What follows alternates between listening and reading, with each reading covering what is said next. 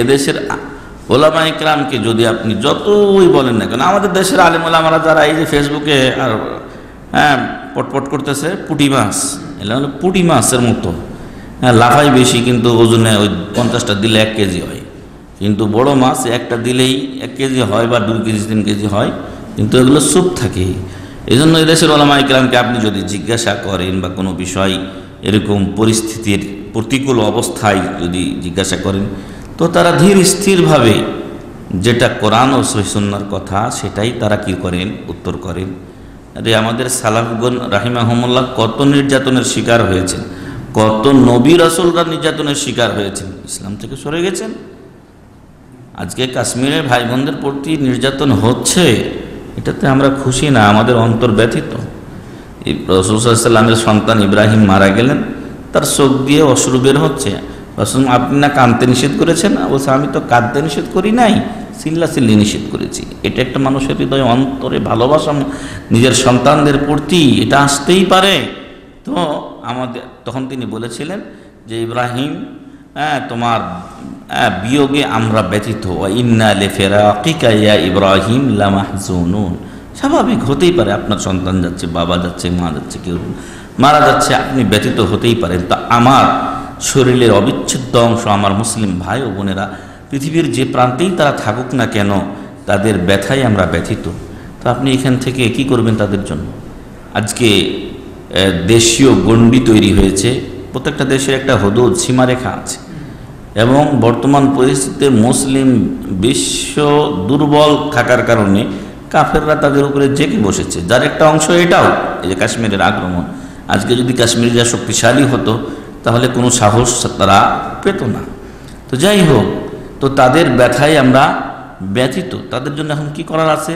ফেসবুকে লাফালাফি করে কোনো লাভ আছে? কোনো লাভ নেই। আপনার জন্য গতকালকে শেখ সাইফুদ্দিন যে আলোচনাটা করছিল যে আপনি নির্জনে দু ফোঁটা আল্লাহর কাছে পানি ফেলে তাদের জন্য একটু দোয়া করেন, হতে পারে কোনো মুখলেস ব্যক্তির দোয়া আল্লাহ কবুল করে আল্লাহ তাআলা জালেমকে ধ্বংস করা কোনো ব্যাপারই না। ফেরাউন এই সমস্ত লোকদের থেকে অনেক বেশি শক্তিশালী ছিল। তার জামানাতে শেষে বলেছিল আনা রব্বুকুমুল আলা, আর আল্লাহ তাআলা তাদের সকল সেনাবাহিনী সহ তাদেরকে বের করে লোহিত সাগরে ডুবিয়ে মারলেন। কিছুই থাকলো না, কিছুই থাকলো না। কাম তারাকুম মিন জুরুইন, তারা অনেক খরজুর বৃক্ষ, তারপরে বেলা ক্ষেত খামার, এগুলো ছেড়ে বের হয়েছিল মুসা আলাইহিস সালামকে বানী ইসরাইলকে ধরার জন্য, কিন্তু আর ফিরে আসলো না, সব থেকে গেল, সব থেকে গেল। তো ভাইরা বন্ধুরা, মহান রব্বুল আলামিন তার হিকমত আছে। আল্লাহ তাআলা এক আয়াতে বলছেন যে তোমরা কি মনে করেছো আফাহাসিবতুম আন তাদখুলুল জান্নাহ ওয়ালাম্মা ইয়াতিকুম মাসালুল লাযীনা খালাউ মিন ক্বাবলিকুম